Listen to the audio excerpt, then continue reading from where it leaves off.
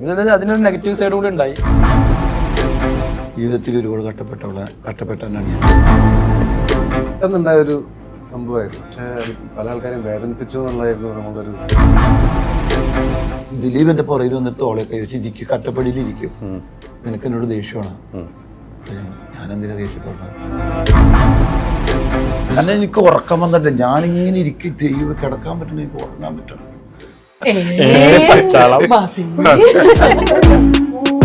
രാത്രിയൊന്നും ഉറക്കമില്ലായിരുന്നു എനിക്കൊന്നും.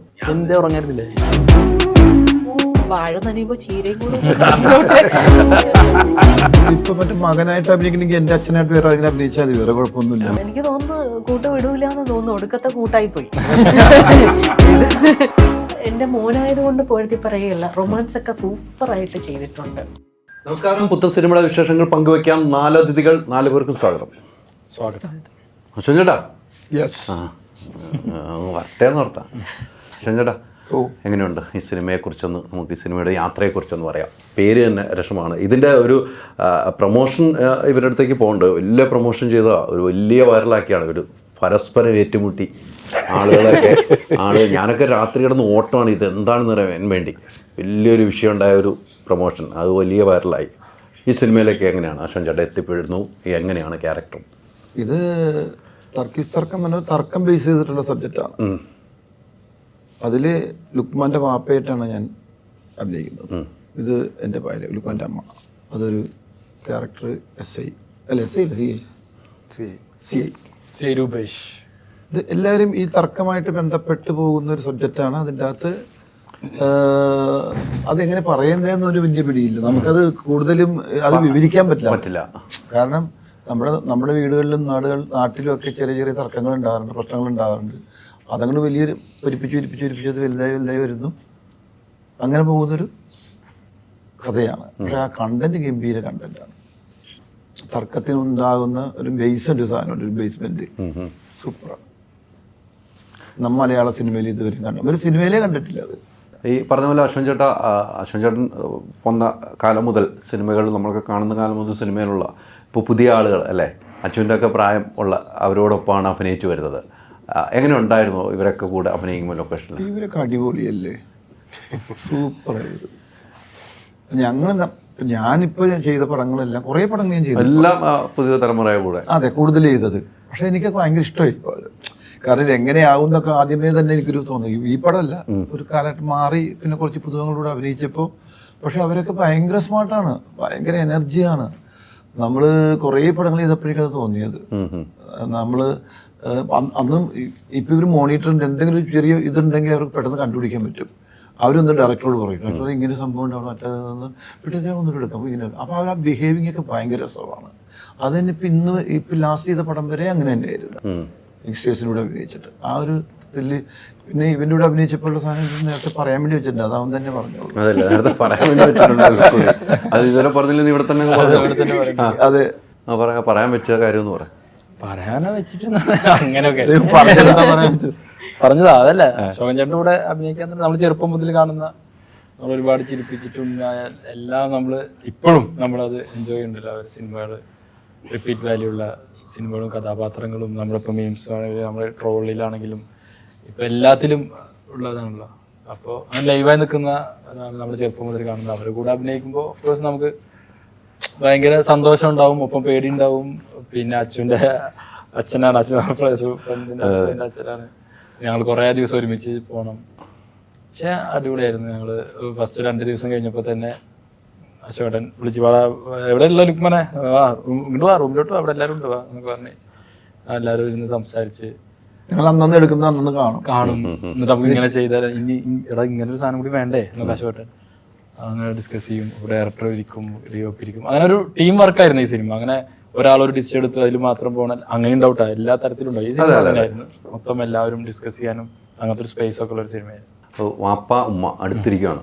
ഈ വാപ്പായും ഉമ്മായും സിനിമയിലെ ക്യാരക്ടർ വെച്ച് എങ്ങനെയായിരുന്നു ഈ വാപ്പായും ഉമ്മായും? വാപ്പായും ഞങ്ങളുടെ ഫാമിലി ഭയങ്കര നല്ല ക്യൂട്ട്, നല്ല രസമുള്ള അല്ലേ, സന്തോഷമുള്ള ഒരു അനിയത്തി ഉണ്ട്. പപ്പയുടെ അനിയനുണ്ട് അവിടെ, എൻ്റെ വൈഫുണ്ട്. പിന്നെ ഞങ്ങൾക്കൊരു ബിസിനസ് ഉണ്ട്, വീട്ടുകാർ ചെറിയൊരു കച്ചവടമൊക്കെ ഉണ്ട് പപ്പക്ക്. അപ്പോൾ ഞാനവിടെ ഇടയ്ക്കൊക്കെ പോയി സഹായിക്കും. അതിന്റെ ഇടയിൽ ചെറിയ സഹായം കളത്തിലൊക്കെ കണ്ടോളാം. അങ്ങനത്തെ ചെറിയ ചെറിയ പരിപാടികളൊക്കെ ഉണ്ട്. അപ്പൊ വാപ്പാക്ക് അറിയൊക്കെ ചെയ്യാം, വാപ്പാക്ക് അറിയാൻ ചെറിയ കളത്തിലൊക്കെ ചെയ്യേണ്ടതൊക്കെ. പക്ഷെ ഭയങ്കര അങ്ങനെ ഞങ്ങളുടെ വീട്ടിലൊരു സംഭവം നടക്കും. ആ സംഭവം നടന്നാൽ ആ സംഭവവുമായി ബന്ധപ്പെട്ടാണ് പിന്നെ സിനിമ മുന്നോട്ട് പോകും. ആ സംഭവവുമായി ബന്ധപ്പെട്ടുണ്ട് സിയയുടെ ഒരു പ്രവേശനമായിരിക്കും. രംഗപ്രവേശനം സിയ വരുവാണ്, ഒരു മ്യൂസിക് കിട്ടുന്ന ഒറ്റ വരവാണ്. പിന്നെ കളി മാറി, പിന്നെ വേറെ റേഞ്ചിലേക്ക് എത്തിച്ചു. അറിയില്ല, 22-ാം തീയതി അറിയാം. 22-ാം തീയതി ആദ്യത്തെ ഷോ കഴിയുമ്പോൾ തന്നെ നമുക്ക് അറിയാവുന്നതാണ്. എങ്കിലും നമുക്കൊരു വിശ്വാസമാണല്ലോ, നമ്മുടെ സിനിമ വരും തോറും നമുക്ക് ഓരോ സിനിമ ഇറങ്ങുമ്പോൾ നമ്മുടെ വിശ്വാസമുണ്ടല്ലോ. അതിലിപ്പോൾ അശ്വൻ ചേട്ടൻ ഇപ്പോൾ തുടക്കത്തിൽ പറഞ്ഞു ഇതുവരെ കാണാത്ത ടൈപ്പ് ഒരു തർക്കമെന്ന് അശ്വൻ ചേട്ടൻ പറയുന്നത്. ഇത്ര കാലമായിട്ട് സിനിമയിൽ നിൽക്കുന്ന അശ്വൻ ചേട്ടൻ പറയുമ്പോൾ അതിൽ നല്ല എലമെന്റ് ഉണ്ട് എന്ന കാര്യത്തിൽ ഒരു ഡൗട്ടും എനിക്ക് തോന്നുന്നു. അത് തന്നെ നമ്മുടെ കോൺഫിഡൻസ് ഉണ്ടായിരുന്നു. അശോകൻ സിനിമ ഷൂട്ട് തുടങ്ങി 2 ദിവസം കഴിഞ്ഞ് സംസാരമൊക്കെ തുടങ്ങിയപ്പോൾ പറയുകയും ചെയ്ത്, എടാ ഇതില് ഈ സിനിമക്ക് ഒരു പ്രത്യേകത ഉണ്ട്. ഈ സിനിമ നമ്മൾ ബാക്കി എന്തൊക്കെ ആയിക്കോട്ടെ, ഈ സിനിമയുടെ ബേസ് കണ്ടന്റ് ഭയങ്കര സ്ട്രോങ് ആണ്. അത് സ്ട്രോങ് ആയിരിക്കുന്നിടത്തോളം കാലം ബാക്കി ചെറിയ ചെറിയ പ്രശ്നങ്ങളൊക്കെ നമുക്ക് എല്ലാ സിനിമയിലും ഉണ്ടാകുന്ന പ്രശ്നങ്ങൾ ഈ സിനിമക്ക് ഉണ്ടായി. നമ്മൾ പല അഭിപ്രായ വ്യത്യാസങ്ങളുണ്ടാവും, പല പ്രശ്നങ്ങളുണ്ടാവും. പക്ഷെ അതൊക്കെ സംഭവിച്ചാലും ഇതിന്റെ കണ്ടന്റ് അടിപൊളിയാണ്. അതുകൊണ്ട് നമ്മൾ ഈ സിനിമ എങ്ങനെയും ഈ സിനിമ തീർത്ത് പ്രേക്ഷകർക്ക് എത്തിച്ചാൽ അതിന്റെ റിസൾട്ട് ഉണ്ടാവും. അശോകൻ പറയാൻ അത് നമുക്കൊരു കോൺഫിഡൻ്റ് ആണ്. അത്ര സീനിയർ ആയ ഒരാൾ, ഇത്ര എക്സ്പീരിയൻസ് ഉള്ള ഒരാൾ അങ്ങനെ പറയുമ്പോൾ നമുക്ക്. പിന്നെ എല്ലാവരും അതെ അതെ അലി, ഇത് നമ്മൾ ഭയങ്കര തണുപ്പ് അവിടെ, അതുകൂടാതെ മഴയും പെയ്യും. രാവിലെയൊക്കെ ചെന്ന് കഴിഞ്ഞാൽ ചിലപ്പോൾ അവിടെ തണുത്തിട്ട് ഒന്നും ചെയ്യാൻ പറ്റില്ല. പക്ഷെ അവിടെ ചെന്ന് എല്ലാവരും മേക്കപ്പ് ഇട്ട് കറക്റ്റായിട്ട് വന്നു കഴിഞ്ഞാൽ ഉണ്ടാവും. Hello good morning, good morning, ചായ കടിച്ചുമ്പോൾ അങ്ങനെ എനർജി ആവില്ല എല്ലാവർക്കും. തളർന്നൊടിഞ്ഞിരിക്കുന്ന പരിപാടി ഇല്ല അവിടെ. ഭയങ്കര ക്യാമറമാനാണെങ്കിലും ഡയറക്ടർ ആണെങ്കിലും അസോസിയേറ്റ് ആണെങ്കിലും എല്ലാ ആർട്ട് ഡയറക്ടർ ആണെങ്കിലും എല്ലാവരും ചാടി ചാടി. ഇവിടെ ഞങ്ങൾ കുറച്ച് തളർന്നിരിക്കണം, നോക്കണ്ട. രാവിലെ വന്നിരിക്കുന്നു മാത്രമല്ല പറഞ്ഞോണ്ടിരിക്കുകയാണ്. വേറെ ഇന്റർവ്യൂ കാണുമ്പോ ഇവരല്ലേ ഇത് മറ്റേ ഇന്റർവ്യൂവിൽ തന്നെ സെയിം വേറെ അല്ല, അത് നമുക്ക് മാറ്റി പിടിക്കാൻ മാറ്റി പിടിക്കാമെന്ന് മാറ്റി പിടിക്കാം. മാറ്റത്തിലേക്ക് വരൂ. എന്താ പറയേണ്ടത്, നമുക്ക് ഒന്ന് മാറ്റിപ്പിടിച്ച്. എനിക്ക് ഞാൻ സണ്ണിയുടെ അടുത്ത് നിങ്ങളുടെ അടുത്തും ചോദിക്കാറുണ്ട് മെയിൻ കാര്യം, നിങ്ങൾ ഇതിന്റെ പ്രൊമോഷൻ അടി ക്രിയേറ്റ് ചെയ്ത ആരാണ്? പ്രൊമോഷന്റെ ഭാഗമായിട്ട് മജുവിന്റെ സിനിമയുടെ ലൊക്കേഷൻ വെച്ച് അത് ഞങ്ങള് പ്രൊഡക്ഷനും എല്ലാവരും അവിടെ നമ്മളെ ലൊക്കേഷനിൽ വന്നു, ഒറ്റപ്പാലത്ത് വന്നു. അങ്ങനെ എന്തെങ്കിലും ഒരു കണ്ടന്റ് ക്രിയേറ്റ് ചെയ്യാന്നുള്ളൊരു പ്ലാൻ വന്നു. അപ്പം നമ്മളൊന്നിങ്ങനെ ഒന്ന് ആലോചിച്ച് ഒരു 2 മിനിറ്റ് കൊണ്ട് നമ്മളൊരു എന്തെങ്കിലും തർക്കം ഉണ്ടാക്കാന്നുള്ളത്. അപ്പൊ ജസ്റ്റ് ഒരു തർക്കത്തിന്റെ ഒരു അടിപിടി മാത്രം. വല്ലാത്തൊരു കണ്ടന്റ് ആയിപ്പോയി. വേറെ ഇന്റർവ്യൂ നമ്മൾ സംസാരിച്ചു. അല്ല, അപ്പോൾ ഇത്ര വല്ലാത്തൊരു കണ്ടന്റ് ആയിപ്പോയി. രാത്രിയൊന്നും ഉറക്കമില്ലായിരുന്നു എനിക്കൊന്നും. ഞാൻ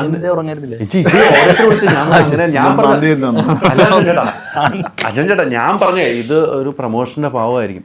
അപ്പൊ അടുത്ത ആളുടെ പോയി അല്ല ഇത് ഒറിജിനലാണ്, എന്തോ പ്രശ്നമുണ്ട്, സണ്ണിയും ലുക്മാനായിട്ട് എന്തോ പ്രശ്നമുണ്ട്, അല്ലെങ്കിൽ വേറെ ലൊക്കേഷൻ ഇരുന്നിട്ട് അടി ഉണ്ടാവുമോ? അപ്പോൾ അല്ല, ഉടനെ അടുത്ത ആൾ വിളിക്കും.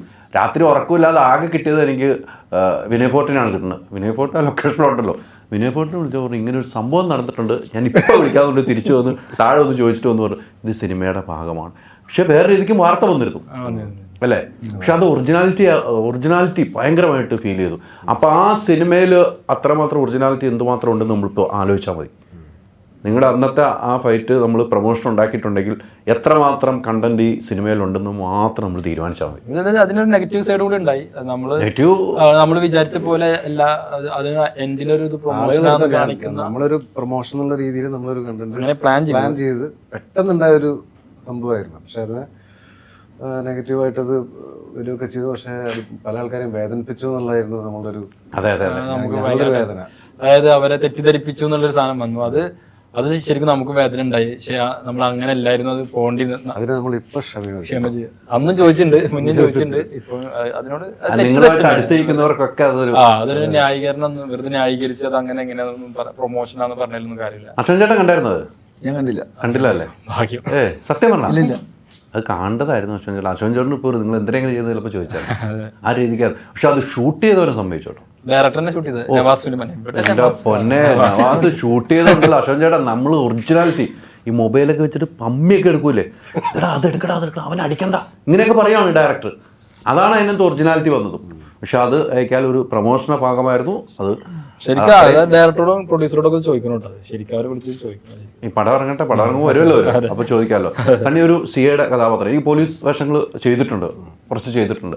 ഇതിൽ വ്യത്യസ്തത എന്താണ്? ആ CI എന്നൊരു കഥാപാത്രം, അത് ഞാൻ CI ആയിട്ട് ചെല്ലാം പോലീസ് വീണ്ടും ചെയ്യാമെന്ന് തീരുമാനിക്കാനുള്ള കാരണം? ഒന്ന് ഇതൊരു തർക്കം ബേസ്ഡ് ആയിട്ടുള്ളൊരു സിനിമയാണ്. പിന്നെ അയാളുടെ ഒരു സ്റ്റേഷൻ പരിധിയിൽ നടക്കുന്നൊരു സംഭവമാണ്. ആ സമയത്ത് അയാൾ അവിടെ ഇല്ല, അപ്പോഴാണ് അയാൾ ഈ തർക്കത്തിനെ കുറിച്ച് അറിയുന്നത്. പിന്നെ അയാൾ ഇതൊരു എന്താ പറയുക, ഇതൊരു കുറച്ചൊരു കോംപ്ലിക്കേറ്റഡ് ആയിട്ടുള്ളൊരു ഇഷ്യൂ ആണ്. അത് പിന്നെ ഹാൻഡിൽ ചെയ്യാന്ന് പറഞ്ഞു കഴിഞ്ഞാൽ അത്ര ഈസി ആയിട്ടുള്ളൊരു കാര്യമല്ല. അങ്ങനത്തെ ഒരു ടോപ്പിക്കാണ്. അപ്പം അത് ഹാൻഡിൽ ചെയ്യാൻ പിന്നെ ഒരു പോലീസ് ഓഫീസറെ പിന്നെ അവർ സെലക്ട് ചെയ്യുമ്പോൾ ആ വേഷം നമുക്ക് നമ്മളിലേക്ക് എത്തുന്നു. പിന്നെ അതൊരു വളരെ പൊളൈറ്റായിട്ടുള്ള എന്താ പറയുക, സത്യത്തിൻ്റെ കൂടെ മാത്രം നിൽക്കുന്ന ഒരു പോലീസുകാരൻ. അത് ഭയങ്കര ഇഷ്ടമായി ആ ക്യാരക്ടറിന്, രൂപേഷ് പറഞ്ഞിട്ടുള്ള ക്യാരക്ടറിന്. അപ്പം അയാളുടെ ഇൻവോൾവ്മെൻറ്റും പിന്നെ അയാൾ ഈ തർക്കത്തിൽ പെട്ടുപോവാണ്. പുള്ളിയും ഇതിനകത്ത് ലോക്കായി. പിന്നെ ടോട്ടലി സോൾവ് ചെയ്യാൻ നടക്കുന്ന അയാളുടെ ഒരു ഓട്ടവും അതിൻ്റെ സൈഡിലുണ്ട് ആ സിനിമയുടെ. അപ്പോൾ അതെനിക്ക് ഭയങ്കര ഇൻട്രസ്റ്റിംഗ് ആയി. അപ്പോൾ അതിനകത്ത് ജോയിൻ ചെയ്തു. പിന്നെ എന്നെ ആദ്യം വിളിക്കുന്നത് ലുക്കുമാണ് വിളിക്കുന്നത്. ലുക്ക് വിളിച്ചിട്ടാണ് എന്നോട് പറയുന്നത്, അങ്ങനെ ഒരു പുതിയൊരു ഡയറക്ടറുണ്ട്, പുള്ളിയൊരു കോൺസെപ്റ്റ് പറഞ്ഞു, ഒന്ന് കേട്ട് നോക്കുമെന്ന് പറഞ്ഞു. അപ്പം ഞാനത് അപ്പം തന്നെ ഡയറക്ടറായിട്ട് അപ്പം തന്നെ സംസാരിച്ച് അതിൻ്റെ സ്ക്രീൻ പ്ലേ വായിച്ചു. അപ്പം വെരി ഇൻട്രസ്റ്റിംഗ്. ഞാൻ അവന് വിളിച്ചിട്ട് പറയടാ, അത് കണ്ടന്റ് നല്ല രസമുണ്ട്, നല്ല രസമാണ്, നമുക്ക് ചെയ്യാമെന്ന് പറഞ്ഞു. അങ്ങനെ ഞാനതിനകത്ത് ഇന്നായി കൈ കൊടുത്ത്. ഉമ്മച്ചി എന്ത് പറയുന്നു? അങ്ങനെ പോണു. ഇക്കാക്ക അതേ ഇരിക്കണ്, അടുത്തിരിപ്പുണ്ട് ഇക്കാക്ക. തൊട്ടടുത്തുണ്ട്, മോനും ഉണ്ട്. പിന്നെ ഞങ്ങളുടെയൊക്കെ പ്രിയപ്പെട്ട സാറും ഉണ്ട്. എല്ലാ കഥാപാത്രത്തിലാ പോയ. സാറിന് എന്താ നമ്മുടെ വീട്ടിൽ കാര്യം? അല്ല, സാറ് അവിടെ ഉണ്ടാവുമല്ലോ. തർക്കം വരുമെന്ന് പറഞ്ഞല്ലോ, ആ തർക്കത്തിന് ഇന്നായിന്ന് പറഞ്ഞല്ലോ, ഇപ്പൊ കഥാപാത്രം പറഞ്ഞല്ലോ. എങ്ങനെ ഉണ്ടായിരുന്നു എക്സ്പീരിയൻസ്? എനിക്ക് തോന്നുന്നു ബിഗ് ബോസ് കഴിഞ്ഞിട്ടുള്ള അല്ല, ബിഗ് ബോസിന് മുൻപേ നമ്മള് ഷൂട്ട് അത് കഴിഞ്ഞിട്ടാ ബിഗ് ബോസ് അത് കഴിഞ്ഞിട്ടാണ് ബിഗ് ബോസിലേക്ക് പോയത്. അപ്പോൾ ഒരു നേരത്തെ പറഞ്ഞ പോലെ തന്നെ നമ്മൾ ഇതിന്റെ തീമാണ് ഇതിന്റെ ഹീറോ. ബാക്കി എല്ലാവരും കറക്റ്റായിട്ട് അവിടെ പ്ലേസ് ചെയ്തു. ആ പ്ലേസ് ചെയ്ത ക്യാരക്ടേഴ്സ് ആപ്റ്റ് ആയിട്ടുള്ള രീതിയിലേക്ക് വന്നു എന്നുള്ളതാണ് അഭിനയിക്കുമ്പോൾ നമുക്ക് മനസ്സിലാവുമല്ലോ. അത്രയും കുറച്ച് സ്ട്രഗിൾ എടുത്ത് ചെയ്തൊരു മൂവിയാണ്. എല്ലാവരും തന്നെ, അണിയറ പ്രവർത്തകരായിക്കോട്ടെ അല്ലെങ്കിൽ നമ്മളായിക്കോട്ടെ, എല്ലാവരും അതിന് വേണ്ടിയിട്ടെടുത്ത സ്ട്രഗിൾ ചെറുതല്ല. ഒന്നത് കുട്ടിക്കാനം പോലൊരു തണുപ്പുള്ള ക്ലൈമറ്റ് ചേഞ്ച് പെട്ടെന്ന് വന്നുകൊണ്ടിരിക്കുന്ന ഒരു സ്ഥലത്ത് ഷൂട്ട് ചെയ്യുക അത്ര എളുപ്പമായിരുന്നില്ല. പിന്നീട് ബാക്കിയുള്ള ഇത്രയും ആർട്ടിസ്റ്റുകൾ എന്ന് പറയുന്നത് അത്രയും അധികം ആർട്ടിസ്റ്റുകളെ ഒരു ഫ്രെയിമിൽ ഒന്നിച്ച് കോർഡിനേറ്റ് ചെയ്ത് കൊണ്ടുവരിക. അപ്പോൾ ഇത്രയും വലിയൊരു പടത്തിൻ്റെ ഭാഗമായി എന്നുള്ള പറയുന്നത് തന്നെ വലിയൊരു, ഞാനും ഒരു ബിഗിനിങ് സ്റ്റേജിലാണ്. അപ്പോൾ അതൊരു വലിയൊരു കാര്യമാണ്. നമ്മൾ ഓരോ ചുവട് വെക്കുമ്പോൾ ആ ചുവടുകൾ നമ്മൾ മേളിലേക്കാണ് വെച്ച് പോകുന്നത്. അപ്പോൾ അതിന് സഹായകമായിട്ടുള്ള ആളുകളോടൊപ്പമാണ് ഈ പടത്തിൽ വർക്ക് ചെയ്യാൻ പറ്റിയെന്നുള്ളത് വലിയ കാര്യം. ഈ അശ്വൻ ചേട്ടനെ കുറിച്ച് സിനിമകൾ കുറേ കണ്ടിട്ടുണ്ടാവും. അശ്വൻ ചേട്ടനായിട്ട് സിനിമയിൽ ഒരുമിച്ച് അഭിനയിക്കുന്ന ആദ്യമായിട്ടാണ് അല്ലേ? എങ്ങനെ ഉണ്ടായിരുന്നു അശ്വൻ ചേട്ടൻ്റെ ഒരു എക്സ്പീരിയൻസ് നിങ്ങളുമായിട്ട് പങ്കുവയ്ക്കുമ്പോൾ? നല്ല സ്നേഹമുള്ള ഇക്കാക്കയാണ്. പിന്നെ അതിനപ്പുറം ഈ സിനിമ നമ്മൾ ഷൂട്ട് ചെയ്യുന്ന സമയത്ത് ചില വൈകാരികമായിട്ടുള്ള സീൻസ് എടുക്കുകയുണ്ടായി. വെളുപ്പിന് 2 മണി 3 മണി 4 മണി ആ സമയത്തൊക്കെ ഷൂട്ട് ചെയ്ത സീൻസ് ഉണ്ട്. ഞങ്ങൾ എല്ലാവരും ആ സീൻസിൽ ഉണ്ടായിരുന്നു. ഈ 4 പേരും ആ സീൻസിലൊക്കെ ഉണ്ടായിരുന്നു. അപ്പോൾ ചില സീൻസൊക്കെ കഴിഞ്ഞ് കഴിയുമ്പോഴത്തേക്കും പിന്നെ അശോകേട്ടൻ വന്നിട്ട് അവിടെ ഒരു കസേരയിൽ വന്നിരിക്കുമ്പോൾ ഈ നമ്മുടെ കണ്ണിലൊക്കെ ചില ഇമോഷൻസ് ഇങ്ങനെ ദുഃഖം, കുറച്ചുകൂടെ ആധികാരികമായിട്ട് പറഞ്ഞാൽ ദുഃഖം ഘനീഭവിച്ച് കിടക്കുക എന്നൊക്കെ പറയുന്ന പോലെ 2 കണ്ണിലും ആ ഇമോഷൻസ് ഉണ്ടാവും. ഞാൻ അങ്ങനെ കണ്ടിരുന്നു കഴിഞ്ഞ സമയത്ത് എൻ്റെ മൊബൈലിൽ ഞാൻ അങ്ങനെ 1-2 വീഡിയോസ് ഞാൻ ഷൂട്ട് ചെയ്തിട്ട് ഞാൻ അശോകേട്ടന് അയച്ചു കൊടുത്തു. ഞാൻ പേഴ്സണലി അയച്ചു കൊടുത്തു. ഞാൻ പറഞ്ഞു അത് ഇപ്പോൾ ഈയിടെയായിട്ട് അശോകേട്ടൻ ചെയ്യുന്ന ക്യാരക്ടേഴ്സ് അങ്ങനത്തെ ക്യാരക്ടേഴ്സാണ്. അപ്പോൾ അത് നമ്മൾ കാണുമ്പോഴാണ് ഇത്രയും വർഷം നമ്മളെ ചിരിപ്പിക്കുകയും ചിന്തിപ്പിക്കുകയും നമ്മളുടെ ഇടയിൽ ഒരാളായിട്ട്, കുടുംബാംഗങ്ങളിൽ ഒരാളായിട്ട് തോന്നിപ്പിച്ച ഒരു ആർട്ടിസ്റ്റ് ഇമോഷൻ സീൻസിൽ ഓരോ പിക്ചർ കഴിയുമ്പോഴത്തേക്കും അതനുസരിച്ച് കൂടുതൽ കൂടുതൽ ആൾ ഇമ്പ്രൂവ് ചെയ്ത് വരുന്നു. ആളിൽ നിന്ന് ഇനിയും എക്സ്പെക്റ്റ് ചെയ്യാറുണ്ട് എന്ന് പറയുമ്പോൾ നമുക്ക് സത്യത്തിൽ അത് ഭയങ്കര നമുക്കും പഠിക്കാവുന്നൊരു കാര്യമാണ്. ഉറപ്പായിട്ടും ആ ഒരു കാര്യമാണ് എനിക്ക് അശോകനെ കണ്ടപ്പോൾ എനിക്ക് മനസ്സിലായത്. ഞാൻ ഷൂട്ട് ചെയ്യുമായിരുന്നു, സെൽഫി വീഡിയോസ് ഒക്കെ എടുത്തിട്ട് ഇങ്ങനെ ഞാൻ ഇങ്ങനെ നിന്നിട്ട് ഞാനും ആ സൈഡിൽ ഇരുന്നിട്ട് ഞാനും അതിൻ്റെ അതായത് വാഴ നനയുമ്പോൾ ചീരയും കൂടെ എന്ന് വെച്ചിട്ട് ഞാൻ ഇങ്ങനെ വെച്ചിട്ട് കണ്ടോ അശോകേട്ടനെ കണ്ടോ എന്ന് പറഞ്ഞാൽ ഞാനും സെൽഫി എടുത്ത് വെച്ചിട്ടുണ്ട്. അപ്പൊ അത് കഴിഞ്ഞിട്ട് വേണം ഇടാൻ. നന്നായിട്ട് ചെയ്ത പടമാണ്, നന്നായിട്ട് അഭിനയിച്ച പടമാണ്. തർക്കം നല്ല ഇമോഷൻ, കുറേ നല്ല ഷോർട്സുകൾ ചെയ്യാൻ പറ്റി. അശ്വൻ ചേട്ടൻ ഇപ്പോൾ ഈ പറഞ്ഞു വെച്ചാൽ ഇപ്പോൾ കുറച്ച് നാളുകളായിട്ട് അച്ഛൻ വേഷങ്ങൾ കൂടുതൽ വന്ന് അശ്വൻ ചേട്ടനെ തേടി വരുന്നത് അതൊക്കെ അതല്ല ഈ പറയുന്ന നമ്മളൊക്കെ കണ്ണ് നനയിക്കുന്ന കുറേ സിനിമകൾ വന്നിരുന്നു. അച്ഛൻ കഥാപാത്രങ്ങൾ നമ്മുടെ മനസ്സിൽ ആഴത്തിൽ ഫീൽ ചെയ്യുന്ന കഥാപാത്രങ്ങൾ അച്ഛൻ വേഷങ്ങളാണ് ഇപ്പോൾ തേടി കൂടുതലും വരുന്നത്. ഇതിപ്പോൾ മറ്റേ മകനായിട്ട് അഭിനയിക്കണമെങ്കിൽ എൻ്റെ അച്ഛനായിട്ട് വേറെ അങ്ങനെ അഭിനയിച്ചാൽ മതി, വേറെ കുഴപ്പമൊന്നുമില്ല. അച്ഛൻ വേഷം അശ്വനെ വിളിക്കുക അങ്ങനെ പറയുക ആരെങ്കിലും. ഒരു വേഷം ആ ക്യാരക്ടർ അത് അച്ഛൻ, അത് ഇയാൾ ചെയ്തിട്ട് അത് അശ്വനെ വിളിക്കാം, അശ്വനെ കൊണ്ട് ഇപ്പം ഞാൻ ചെയ്യാത്ത വേഷങ്ങളൊക്കെയാണ് കടകളിലൊക്കെ ചെയ്തത്. ഞാൻ ചെയ്തിട്ടില്ല. അച്ഛനാണെങ്കിൽ ക്യാരക്ടറായിരുന്നു. അപ്പൊ അത് കിട്ടണ്ടേ, നമുക്ക് വരുന്ന തേടി വന്നല്ലേ. ഇനി ഒന്ന് രണ്ട് സിനിമകൾ നമ്മൾ ചെയ്യാൻ വേണ്ടി സംസാരിച്ചിട്ട് ചെയ്യാത്ത വേഷങ്ങൾ ഞാൻ ധൈര്യമായിട്ട് പറയാൻ പറ്റും. ഇപ്പൊ ചെയ്തത് മോശം എന്നല്ല ഞാൻ പറഞ്ഞു. അല്ല ഒരിക്കലും അല്ല. അത് അങ്ങനെയും വന്നിട്ടുണ്ട്. കഴിഞ്ഞ ദിവസം ജോണി ആൻ്റണിയുടെ ഇൻ്റർവ്യൂ എടുത്ത് പറഞ്ഞു ഇപ്പോൾ ഒരുപാട് അച്ഛന്മാരാണ്, എന്നാലും ഇവിടുത്തെ അച്ഛൻ ഞാൻ തന്നെയായിരിക്കും. വാഴ കണ്ടപ്പോൾ ഒരുപാട് അച്ഛന്മാർ വന്നിറങ്ങി, എനിക്ക് സ്ഥാനമില്ലാത്ത അവസ്ഥയായിരുന്നു. ജോണിച്ചേട്ടൻ്റെ സംസാരമാണല്ലോ, ആ രീതിക്ക് പറഞ്ഞ ജോണിച്ചേട്ടൻ്റെ ആ സംസാരം ഓർത്തെടുക്കുമായിരുന്നു. ഈ കഥാപാത്രത്തിലേക്ക് നമ്മൾ ഒന്നും കൂടെ ഡീറ്റെയിൽസ് ആയി പോയി കഴിഞ്ഞാൽ കുട്ടിക്കാലത്തായിരുന്നു ഷൂട്ടിങ്. ഈ പറഞ്ഞ നല്ല തണുപ്പുള്ള മേഖലയിൽ ഷൂട്ടിങ്, ഈ രാത്രി പുലർച്ചെ വരെയൊക്കെ ഷൂട്ടിങ് പോകുന്നു. ആ സമയത്തൊക്കെ നമ്മുടെ മനസ്സിൽ ഈ ക്യാരക്ടർ തന്നെയാണല്ലോ അശ്വൻ ചേട്ടാ. പക്ഷെ നമുക്ക് അവിടെയൊക്കെ ഇവരൊക്കെ ഒന്ന് ചെറിയ പ്രായമുള്ള ഇവരൊക്കെ ഒന്ന് മെയിൻ ചെയ്യും. അശ്വൻ ചേട്ടൻ്റെ ഭാഗത്തു നിന്നും ഒരു സപ്പോർട്ടിങ് ഒക്കെ എങ്ങനെയായിരുന്നു? ഇവർ ഒക്കെയാണ് ചാടി നിൽക്കുകയാണ്, അപ്പോൾ നമുക്കൊരു സംസാര രീതികളും.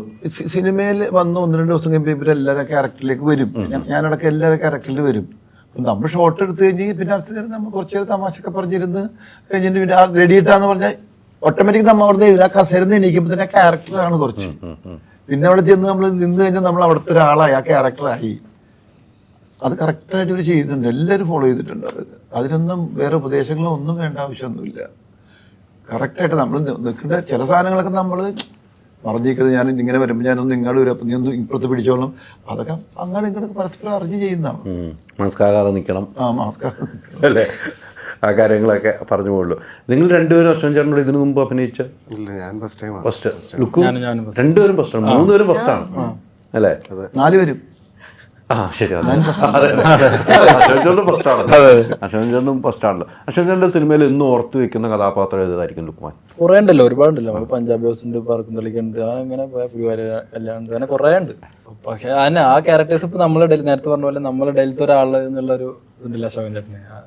അശോകൻ ഇപ്പോഴും അതേ ഫോമിൽ നിൽക്കുന്നു എന്നുള്ളത് വലിയ കാര്യമാണ്. അത് അത്ര ആർട്ടിസ്റ്റിൻ്റെ ആ പവർ തന്നെയാണ്. അത് നിൽക്കാൻ പറ്റുക എന്നുള്ളത് ചെറിയ കാര്യമല്ല. അത്രയും കാലം ഇത്രയും സമയം ഇൻഡസ്ട്രിയിൽ ഇങ്ങനെ നിൽക്കുക, അതും ഇത്ര ഫോമിൽ നിൽക്കുക എന്നുള്ളത് അടിപൊളിയാണ്. അല്ല, ഈ ലൊക്കേഷനൊക്കെ വെച്ച് കാര്യങ്ങളൊക്കെ സംസാരിക്കുക, നിങ്ങൾ പഴയ സിനിമാ കഥകളൊക്കെ പറയാറുണ്ടോ? പറയാറുണ്ട്. ഇപ്പോൾ ചില സീനൊക്കെ ഒരു സീൻ എടുത്ത് കഴിഞ്ഞിട്ട് ഇങ്ങനെ പറഞ്ഞായിരുന്നു, അത് അന്നൊക്കെ ആണെങ്കിൽ അത് ഇങ്ങനെയാണ് ചെയ്യുക, കുറച്ചൊരു വേറെ മീറ്റർ ആയിരിക്കും. ഇപ്പം ഉമ്മ വെള്ളം കൊണ്ടുവന്നൊക്കെ റൂമിലോട്ട് വരുമ്പോൾ പെട്ടെന്ന് അയ്യോ നിൻ്റെ ഉമ്മ എന്ന് പറഞ്ഞിട്ട് പക്ഷേ അത് അന്നൊക്കെയാണ് കുറച്ചുകൂടി വേറെ മീറ്ററിലാണ് അത് ചെയ്യുക. ഇപ്പം നമുക്ക് ഇങ്ങനെ മാറി, സിനിമ മാറി. അപ്പോൾ അങ്ങനെയൊക്കെ നമുക്ക് തന്നെ പറഞ്ഞുതരും.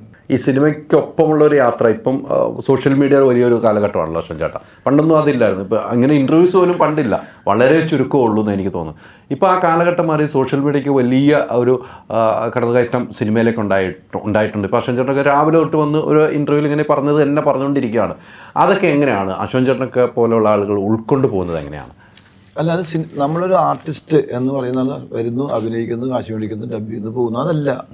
ഇതിൻ്റെ ഒരു ആവശ്യമുള്ള ഘടകമാണ്. കാരണം പ്രൊമോഷൻ ഒരു സിനിമയ്ക്ക് അത്യാവശ്യമാണ്. നല്ല രീതിയിൽ പ്രൊമോഷൻ വേണം. നമ്മുടെ ജോലിയാണത്.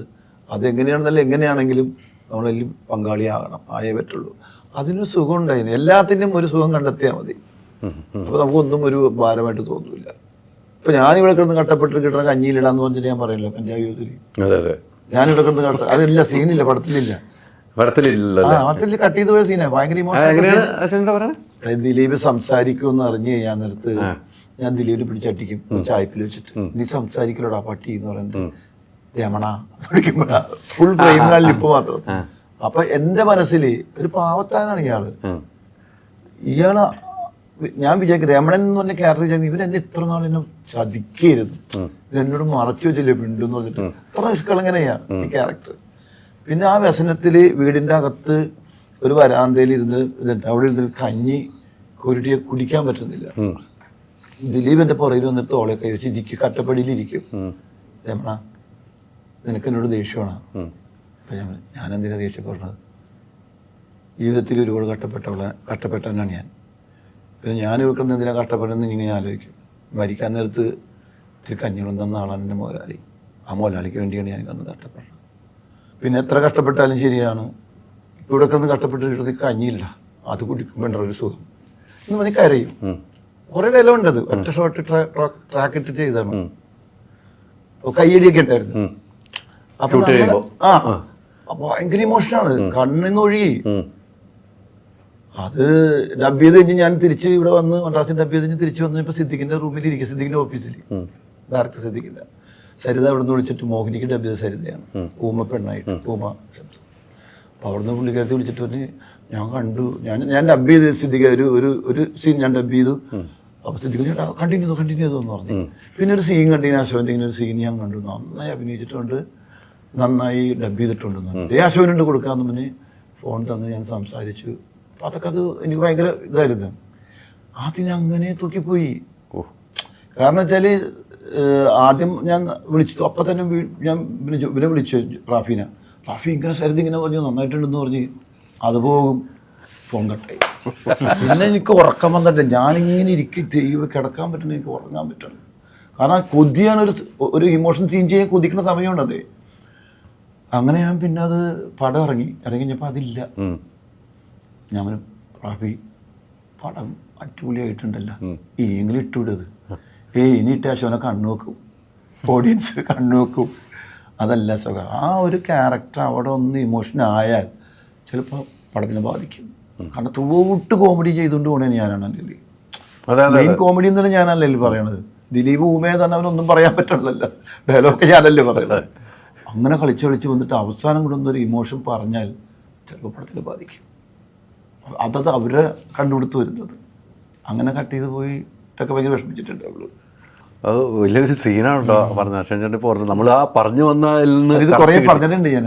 അല്ല, പറഞ്ഞു വന്നതിൽ തന്നെ കിട്ടി. നമ്മൾ രാവിലെ തൊട്ട് വൈകുന്നേരം വീണ്ടും ഇരിക്കുക എന്ന് പറയുമ്പോൾ ആ ഡയലോഗ് പറഞ്ഞപ്പോഴാണ് ആ സീൻ നമുക്ക് കിട്ടിയത്. ആ സീനിലേക്ക് അശ്വൻ ചേട്ടൻ ഓടിയെത്തിയത് നമുക്കൊക്കെ ഒന്ന് റിലേറ്റ് ചെയ്യാം. ഇത് കേട്ടിട്ടില്ലല്ലോ,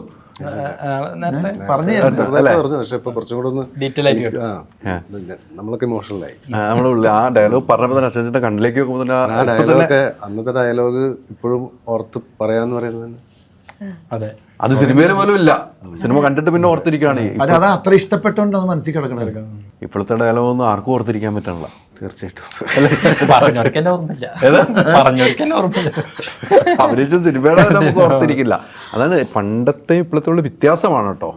എല്ലാ കാലത്തിന്റെ മാറ്റങ്ങളുണ്ടോ എല്ലാത്തിനും. പിന്നെ കാലഘട്ടത്തിന്റെ മാറ്റങ്ങൾ പറഞ്ഞ് സമാധാനിക്കാതെ ഇങ്ങനെ സമാധാനിക്കാതെ പറഞ്ഞോളല്ലേ. ഈ അശ്വൻ ചേട്ടൻ്റെ കൂടെ നിങ്ങളെല്ലാവരും ആദ്യമായിട്ടാന്ന് പറഞ്ഞല്ലോ. അശ്വൻ ചേട്ടനിൽ അവിടെ കാണുന്ന ഒരു പോസിറ്റീവ് വൈബ് നിങ്ങൾക്ക് തരുന്നത് ഷെയർ ചെയ്യുന്നുണ്ടായിരുന്നു ലൊക്കേഷനിൽ? പോസിറ്റീവ് എല്ലാം പോസിറ്റീവ്, പക്ഷെ നമുക്കൊന്ന് ഷെയർ ചെയ്തൊരു സാധനം ഓർത്ത് കൊടുക്കുകയാണെങ്കിൽ സണ്ണി അത് ഓർത്തെടുക്കും. അപ്പോൾ അവിടെ ഒരു ഫോട്ടോ എടുത്ത സാധനം ഓർത്തെടുത്ത് ഇങ്ങനെ വീഡിയോ എടുത്ത സാധനം അങ്ങനെ ഓർത്തെടുക്കുകയാണെങ്കിൽ എനിക്കൊന്നും, ഞാനൊന്നാമത് ഈ ഇത്രയും ക്രൗഡിൻ്റെ ഇടയിലായിരുന്നു, ഇത്രയും ക്രൗഡ് ഉണ്ടായിരുന്നു എൻ്റെ സീക്വൻസ് വരുന്ന സമയത്ത്. ആ സമയത്ത് അശ്വൻ ചേട്ടനായിട്ട് അങ്ങനെ അധികം അങ്ങനെ കൂടുതൽ ബ്ലെൻഡാവാൻ സമയം കിട്ടിയിട്ടില്ല. ചെറിയ ചെറിയ ബ്രേക്കുകളിൽ ചില കഥകളോ അല്ലെങ്കിൽ സിനിമയുടെ എന്തെങ്കിലും എക്സ്പീരിയൻസ് എന്തെങ്കിലുമൊക്കെ അങ്ങനത്തെ ഷെയറിങ് ഒക്കെ ആയിരുന്നു. പിന്നെ എന്ന് പറഞ്ഞാൽ ഇപ്പോൾ നല്ല മഴയൊക്കെ ഉണ്ടായിരുന്നു, അല്ലെങ്കിൽ ഈ ക്രൗഡൊക്കെ ഉണ്ടായിരുന്നു. അപ്പോൾ ആ സമയത്തൊക്കെ കറക്റ്റ് ചില സമയത്ത് എന്തെങ്കിലും ഡയലോഗ് പറയുന്ന സമയത്തോ അല്ലെങ്കിൽ പൊസിഷനിൽ നിൽക്കുന്ന സമയത്തോ അപ്പോൾ ഒരു നമുക്ക് കുറച്ചും കൂടി ഒരു എന്താ പറയുക, ഇത്രയും എക്സ്പീരിയൻസ് ഉള്ള ഒരാൾ നമ്മുടെ അടുത്ത് നമ്മൾ ചിലപ്പോൾ എന്ത് പറയണം അല്ലെങ്കിൽ നമ്മളെ ഇമോഷനെ എവിടം വരെ അല്ലെങ്കിൽ എങ്ങനെ പോകണം എന്നൊക്കെ ജസ്റ്റ് ഒരു ചെറിയ സംഭവങ്ങളൊക്കെ എനിക്ക് പറഞ്ഞേക്കുന്നത്. അങ്ങനെ ഒരു അത്രയും സംസാരങ്ങളാണ് അവിടെ ഉണ്ടാകുന്നത്. അവിടെ പിന്നെ ഒന്നാമത് നല്ല ക്രൗഡ് ഉണ്ടല്ലോ. എല്ലാവരും ക്യാരക്ടേഴ്സ് ആയിട്ടാണ് നിൽക്കുന്നത്. പിന്നെ ക്യാമറ അവിടെയും ഇവിടെയും ഒക്കെ വലിയ പ്രശ്നം നടന്നുകൊണ്ടിരിക്കുകയാണ്. അതെ, ഒച്ചപ്പാടുമ്പോഴും തർക്കം നടന്നുകൊണ്ടിരിക്കുകയാണല്ലോ. തർക്കം നടന്നുകൊണ്ടിരിക്കുമ്പോൾ ഫ്രെയിമിൽ ഇത്ര ആർട്ടിസ്റ്റ് കൊള്ളിക്കാൻ പറ്റാത്ത പോലെ വന്നിട്ടുണ്ട് ഫ്രെയിമില്. ഇവരൊന്നും ഞങ്ങൾ നാലും പിന്നെ എൻ്റെ മകളായിട്ട് അഭിനയിക്കുന്നത്, എൻ്റെ അനിയൻ്റെ ഭാര്യയായിട്ട് അഭിനയിക്കുന്നത്, പിന്നെ ജയൻ, പിന്നെ വേറെ അങ്ങനെ എത്രയോ പേരുണ്ടായിരുന്നല്ലേ, ഒരുപാട് ആർട്ടിസ്റ്റുകളായിരുന്നു. പിന്നെ ദൂരം ജൂനിയർ ആർട്ടിസ്റ്റുകളെ കാണുമ്പോൾ തന്നെ നമുക്ക് എല്ലാവരും ക്യാരക്ടേഴ്സ് ആയിട്ട് തന്നെയാണ് അവിടെ ഇങ്ങനെ നിൽക്കുന്നത്. കാരണം ഒരാളുടെ ഒരു മൂവ്മെൻറ്റോ ഒന്നിനെയും തടസ്സപ്പെടുത്താനും, അതായത് ഓവറോൾ ഷൂട്ടിനെ അല്ലെങ്കിൽ ഓവറോൾ സീനിനെ ബാധിക്കാത്ത രീതിയിൽ.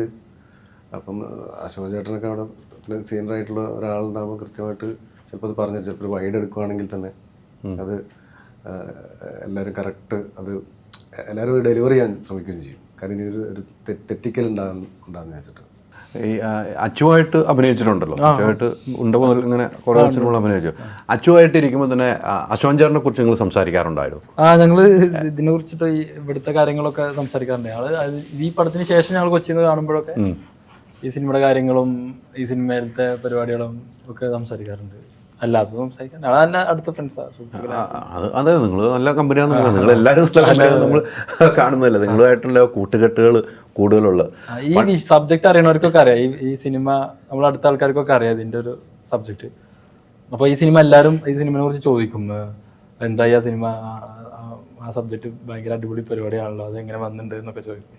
കുറേ നാളായി നമ്മൾ കാത്തിരിക്കുന്ന സിനിമ ഇറങ്ങാൻ വേണ്ടി. നമ്മളും എല്ലാവരും കാത്തിരിക്കുന്ന കുറേ നാളെ. എനിക്കൊക്കെ വെച്ചാൽ ഇവിടെ ഇത് ചെയ്തുകൊണ്ടിരിക്കുന്ന സമയത്ത് അശോകനൊക്കെ കറക്റ്റ് ക്യാരക്ടറായിട്ട് ഇമോഷൻ ക്യാരി ചെയ്തിട്ട് ഇങ്ങനെ നിൽക്കുകയാണ്.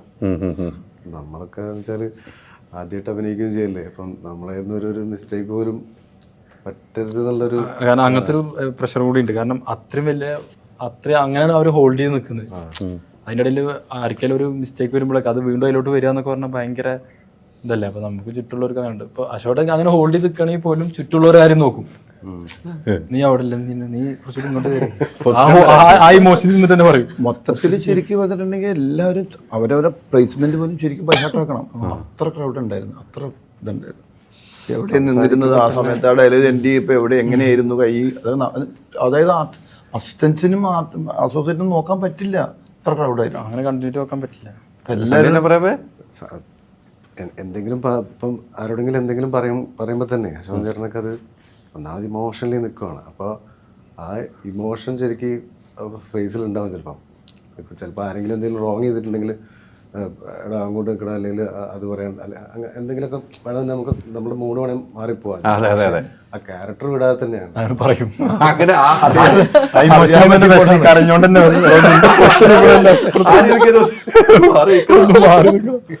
നല്ലപോലെ പറഞ്ഞാൽ എനിക്ക് അറിയണേ പറഞ്ഞു പോകുന്നു. അതാണ് അത് രസമായിരുന്നു. അശോകൻ ചേട്ടാ, ഇനിയിപ്പം കുറെ സിനിമകൾ ഇനിയും ഉണ്ട് ഇറങ്ങാൻ അല്ലേ?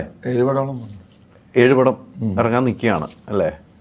അപ്പോൾ അച്ചുവായിട്ടുള്ള മത്സരത്തിൽ തന്നെ ഇങ്ങനെ പോയിക്കൊണ്ടിരിക്കുകയാണോ? അച്ചുവായിട്ട് മത്സരത്തിൽ തന്നെ ഇങ്ങനെ പോയിക്കൊണ്ടിരിക്കുകയാണോ? ഒരിക്കലും മത്സരം ഇല്ലല്ലോ, ആരായിട്ട് മത്സരിക്കാൻ പാടില്ല. നിങ്ങൾ ഒരുമിച്ചുള്ള പടം ഏതാണ്? ഈ ഒരാൾ അതാണ് ഞാനും അലിക്കണേ. അതാണ് അല്ല, ഒരു പടം ചെയ്തിട്ടുണ്ടെന്ന് തോന്നുന്നു. ഏത്? ഇല്ല അല്ലേ? ചെയ്യണം എന്നുണ്ട്. ആകെ പറവ ചെയ്തു. പിന്നെ അതൊന്നും ചെയ്തിട്ടില്ല. അതിനുശേഷം ഒരു സിനിമയില്ല. നിങ്ങൾ ഒരുമിച്ചുള്ളൊരു അച്ഛനും മകനും ഒരുമിച്ചുള്ള ഒരു സബ്ജക്റ്റ് പ്രേക്ഷകർ ഒത്തിരി ആഗ്രഹിക്കുന്നു. അങ്ങനെ സബ്ജക്റ്റുകൾ വന്നിട്ടുണ്ടോ? കഥ പറയുന്നുണ്ട്, പക്ഷെ അത് ദഹിക്കണില്ല, ഉൾക്കൊണ്ടിട്ടില്ല, അത് സുഖമായിട്ടില്ല. വരണം കേട്ടിട്ട് കുഴപ്പമില്ലാതെ തോന്നുന്നുണ്ട്. അവരെഴുതിയിട്ട് അങ്ങനെ നോക്കട്ടെ എന്ന് പറഞ്ഞിട്ട് പിടിക്കാന്ന്, അങ്ങനെ പിടിക്കാൻ നിൽക്കുന്നുണ്ട്. അതുണ്ട് ഉറപ്പായിട്ടും. അപ്പോൾ ഞങ്ങൾക്ക് ഉടനെ കാണണം. തീർച്ചയായിട്ടും. ഒരു പുതിയ സംവിധാനം കൂടെയാണല്ലോ, അതുകൊണ്ട് നമ്മൾ ചോദിച്ചു. പുതിയ സംവിധാനമാണ്. ചേട്ടൻ ഒത്തിരി സംവിധായകന്മാരുടെ കൂടെ അഭിനയിച്ചു വന്ന് ഒരു പുതിയ സംവിധാനത്തിലേക്ക് നമ്മൾ എത്തുമ്പോൾ, ഒരു സീനിയർ ആർട്ടിസ്റ്റ് എന്ന നിലയിൽ പുതിയ സംവിധാനത്തിലേക്ക് എത്തുമ്പോൾ എങ്ങനെയാണ് അത് കാണുന്നത് അശ്വൻ ചേട്ടൻ? അയാൾ എന്താ വെച്ചാൽ നവാസിനെ എഴുതിയ സബ്ജക്റ്റാണ്. അപ്പം അദ്ദേഹം ഫ്രെയിമെല്ലാം കണ്ടു തന്നെ എഴുതിയേക്കണത്. പിന്നെ അതിനൊപ്പം നിൽക്കുന്ന അസോസിയേറ്റ്സ് 2 പേര്, 2-3 പേര്, അതിനൊപ്പം നിൽക്കുന്ന ക്യാമറമാൻ. അപ്പോൾ അവർ സെറ്റായി ശരിക്കും. പിന്നെ ഞങ്ങളാണ്, നമ്മളിവരായിട്ട് ഓക്കെ, കാരണം എല്ലാവരും ഒരുമിച്ച് താമസിച്ചു, എപ്പോഴും ഡിസ്കഷൻ ഡെയിലി എടുക്കുന്ന കാണുന്നു. അതൊക്കെ നിമിത്തമാണ്. അല്ലെങ്കിൽ പല ഹോട്ടലിലായി പോയാൽ എല്ലാവരും ഇത് ഡെയിലി വരുന്നത് നമ്മൾ അതിൻ്റെ ഔട്ട് കാണും. ഔട്ട് കാണാൻ പറ്റിയ ഞങ്ങൾക്കൊക്കെ. അങ്ങനെ ഡിസ്കഷനൊക്കെ ഉണ്ടായിരുന്നു ഇതിന്, ഈ പടത്തിന്. അപ്പോൾ ഒരു പുതിയതെന്നുള്ളൊരു ഫീലില്ല നമുക്ക്. ഒന്നും ഉണ്ടായില്ല, ഒന്നുമില്ല. ഭയങ്കര കാമായിരുന്നു നവാസ്. ഡെയിലി സംസാരിച്ച് പോകുന്നു, രാത്രി സീനുകൾ കാണുന്നു, എന്തൊക്കെയുണ്ടെങ്കിൽ രാവിലത്തേക്ക് മാറ്റിയെടുക്കാവുന്ന ഒരു രീതിയിലേക്ക് പോകുന്നു. അങ്ങനെയൊക്കെ വളരെ ചുരുക്ക സംവിധായകരെ കിട്ടാറുള്ളൂ അല്ലേ ചേട്ടാ? അല്ല, ഒത്ത് കിട്ടണതാണ്. പിന്നെ അതിൽ മ്യൂസിക് കൂടി വരുന്നു, ഇഫ്തി വരുന്നു, നല്ല മ്യൂസിക്. ജൂണിന് ശേഷം ഇഫ്തിയുടെ ഒരു പരിപാടി മ്യൂസിക് ചെയ്തിരിക്കുന്നു. 4-5 പാട്ടുണ്ട്. 4-5 പാട്ടുണ്ട്. നല്ല സോങ്ങുകളാണ്, എല്ലാം നല്ല സോങ്ങാണ്. നല്ല സോങ് ആയതുകൊണ്ടല്ലോ തെങ്ക് മ്യൂസിക് എടുക്കുന്നത്. അല്ലെങ്കിൽ എടുക്കുമോ? നല്ല പൈസ കൊടുത്തെടുക്കുന്ന ഒരു മ്യൂസിക്കാണ് അവരെടുക്കണമെങ്കിൽ നല്ല സോങ് ആണെങ്കിൽ മാത്രമേ എടുക്കുള്ളൂ എന്നുള്ള ഉറപ്പാണ്. ബിഗ് ബോസിന് ശേഷം, ബിഗ് ബോസിന് മുമ്പ് ചെയ്ത സിനിമ, അതിനുശേഷം ഇതിപ്പോൾ റിലീസാകാൻ കുറേ വൈകി. വേറെ സിനിമകളിലേക്ക് ഇനി അടുത്ത റിലീസാണുള്ള എൻ്റെ ആദ്യത്തെ ഒരു തമിഴ് പ്രൊജക്റ്റാണ്. അതുടനെ ഡിസംബർ അല്ലെങ്കിൽ ജനുവരി റിലീസാണ്. അതാണ് ഇതിൻ്റെ കൂടെ കൂട്ടുവിടാതെ. അയ്യോ, ഇത് എനിക്ക് തോന്നുന്നു കൂട്ട് വിടൂല എന്ന് തോന്നുന്നു. ഒടുക്കത്തെ കൂട്ടായി പോയി ഇത്. അന്തം വെച്ചൊരു കൂട്ടായി.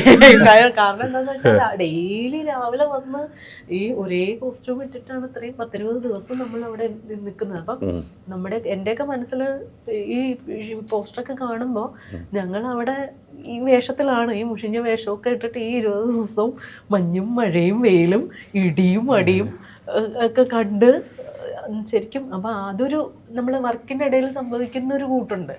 അതല്ലാതെ നമുക്ക് വൈകാരികമായിട്ട് കണക്റ്റ് ആവുന്ന ചില കൂട്ടുണ്ട് അവിടെ. ഇപ്പം ചേട്ടൻ പറഞ്ഞു, ലുക്മാനും പറഞ്ഞു, നമ്മൾ അവിടെ ചെല്ലുമ്പോൾ എല്ലാവരും ക്യാരക്ടറായിട്ടാണ് നിൽക്കുന്നത്. സണ്ണിയും പറഞ്ഞു ക്യാരക്ടറായിട്ടാണ് ഓൾറെഡി നിൽക്കുന്നത്. അപ്പോൾ ഓരോരുത്തർക്ക് മറ്റൊരാളുടെ ഇമോഷൻ അയാൾ ഇതായിരിക്കും പറയുന്നത്, അല്ലെങ്കിൽ ആ ഇമോഷൻ കേട്ട് അങ്ങോട്ടും ഇങ്ങോട്ടും നമ്മളൊരു ട്രാൻസാക്ഷൻ വരുന്നുണ്ട് ഒരു ആക്ടിങ്ങിന്. ആ നമ്മൾ പറയുന്നത് കേട്ട് ഓപ്പോസിറ്റ് നിൽക്കുന്ന ഒരാളുടെ കണ്ണ് നിറയുന്ന രീതിയിൽ, നമ്മൾ അഭിനയിക്കുന്ന രീതിയിൽ ആ ഒരു സമയത്ത് പല സീൻസും പല മൊമെൻറ്റ്സും ഫീൽ ചെയ്തിട്ടുണ്ട്. അത് ആ ഒരു കണക്ഷൻ ഞങ്ങൾ എല്ലാവരും തമ്മിലുണ്ട്, എല്ലാ ആർട്ടിസ്റ്റുകളും തമ്മിലുണ്ട്. പിന്നെ എൻ്റെ മോനായതുകൊണ്ട് പുകഴ്ത്തി പറയുകയല്ല, റൊമാൻസ് ഒക്കെ സൂപ്പറായിട്ട് ചെയ്തിട്ടുണ്ട്. അത് ഉമ്മയുടെ പാരമ്പര്യമാണോ?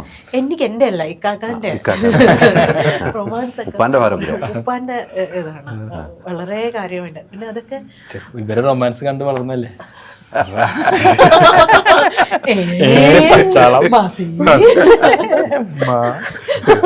അല്ല, നമ്മൾ ശരിക്കും ചെയ്യുമ്പോൾ നമുക്ക് അറിയാം അവിടെ ഒരു ചില ആർട്ടിസ്റ്റുകൾ എന്ന് പറയുമ്പോൾ മാറിയിരിക്കുക, അല്ലെങ്കിൽ ക്യാരക്ടറായിട്ട് മാറിയിരിക്കുക, നമ്മളത് കഴിഞ്ഞ് സ്ക്രീനിൽ പെർഫോം ചെയ്ത് പോവുക എന്നുള്ളതല്ല.